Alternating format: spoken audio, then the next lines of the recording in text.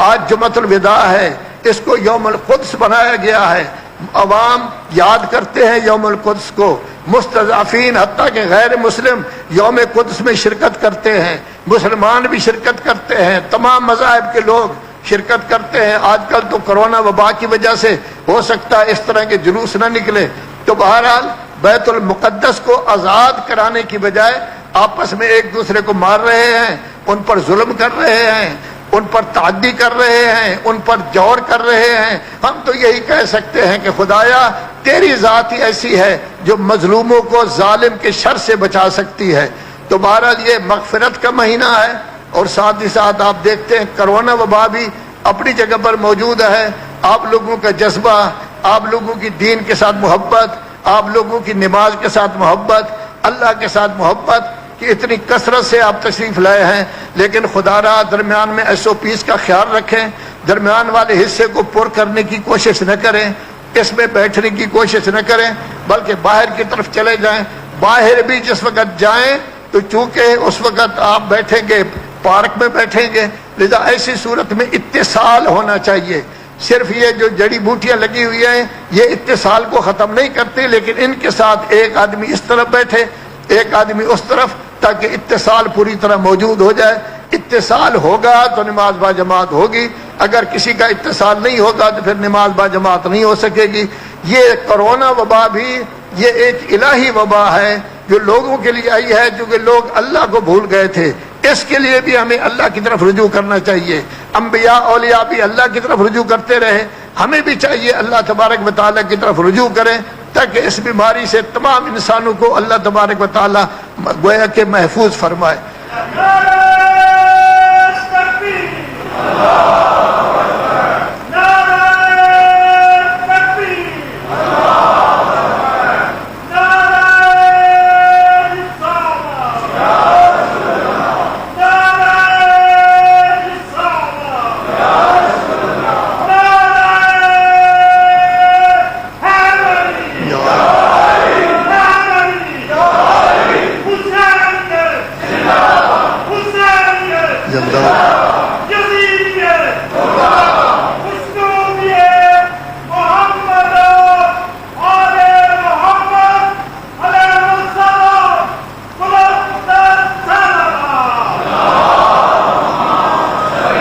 تو مسلمان امریکہ کے چکر میں پڑ گئے، اس نے ایسا چکر دیا کہ کیمپ ڈیوڈ معاہدہ ہوا۔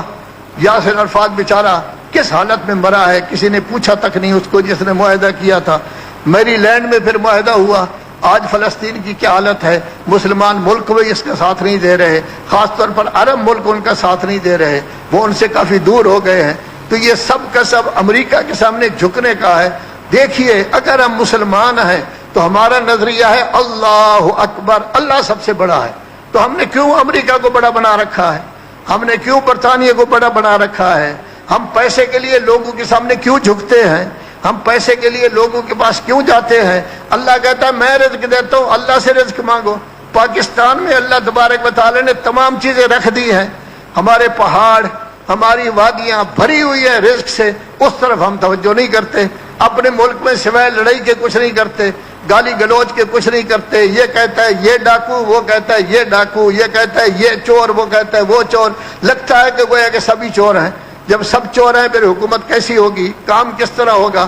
اللہ کی طرف رجوع کریں، اللہ سے مانگیں، اللہ تبارک و تعالیٰ دے گا۔ آپ کے ملک میں تیل بھی موجود ہے، آپ کے ملک میں سونا بھی موجود ہے، آپ کے ملک میں مروارید بھی موجود ہے، آپ کے ملک میں جواہر بھی موجود ہے، ہر چیز آپ کے ملک میں موجود ہے، کسی چیز کی کوئی کمی نہیں۔ بلکہ کسی زمانے میں ایران میں نے یہ کہا تھا کہ میں نے سائنسدانوں سے یہ سنا ہے کہ ایران میں جو تیل ہے وہ پاکستان سے جا رہا ہے، لذا شاہ ایران کی کوشش تھی کہ پاکستان تیل کو نکالے ہی نہیں، وہ کہتے تھے ایک آدھ کنواں مفت دے دیتے ہیں، لیکن پاکستان اس سلسلے میں سست ہے، اس نے کوئی کام نہیں کیا۔ بہت پرانی بات ہے، نثار علی خان وزیر تھا اس وقت پیٹرولیم کا، وہ دیتے تھے کہ فلاں جگہ پیٹرول نکل آیا ہے، فلاں جگہ حتیٰ کہ کہا گیا تھا کہ 5واں حصہ پیٹرول کا ہم کفیل ہو گئے ہیں، لیکن آج میرے خیال میں 20-22 سال ہو گئے، پھر پتہ ہی نہیں چلا کتنا نکل رہا ہے کتنا نہیں۔ ہر نعمت موجود ہے اپنے ملک سے نکالنے کی، لیکن یہ سب کچھ ہوتا ہے وحدت و اتحاد سے۔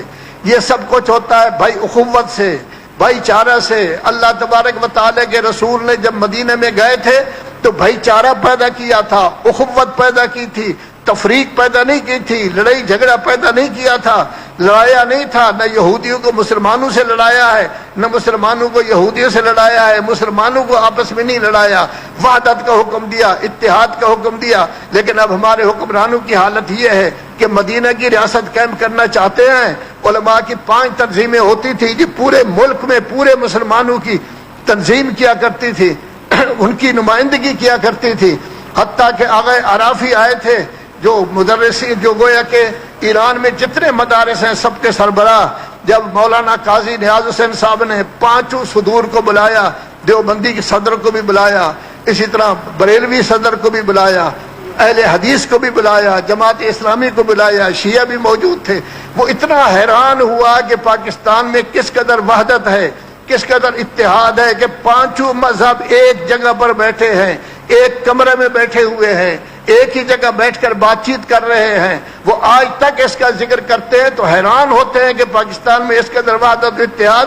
لیکن ہمارے حکمرانوں نے جیسے انگریز کہتے تھے کہ لڑاؤ ان کو، حکومت کرو، ان میں بھی تفریق پیدا کر دی ہے، تبرک تقسیم کیا ہے کہ آپ کو سند دے رہے ہیں، آپ کو دے رہے ہیں، آپ کو دے رہے ہیں، تاکہ ان میں اختلاف ہو جائے۔ کیا حکمرانوں کا کام اختلاف پیدا کرنا ہے؟ کیا حکمرانوں کا کام لوگوں کو آپس میں لڑانا ہے، ان کو جھگڑے کرنے ہیں آپس میں، یا وحدت و اتحاد پیدا کرنی ہے؟ قرآن وحدت و اتحاد کہتا ہے، آپ کیوں اس طرح کے کام کرتے ہیں؟ یہ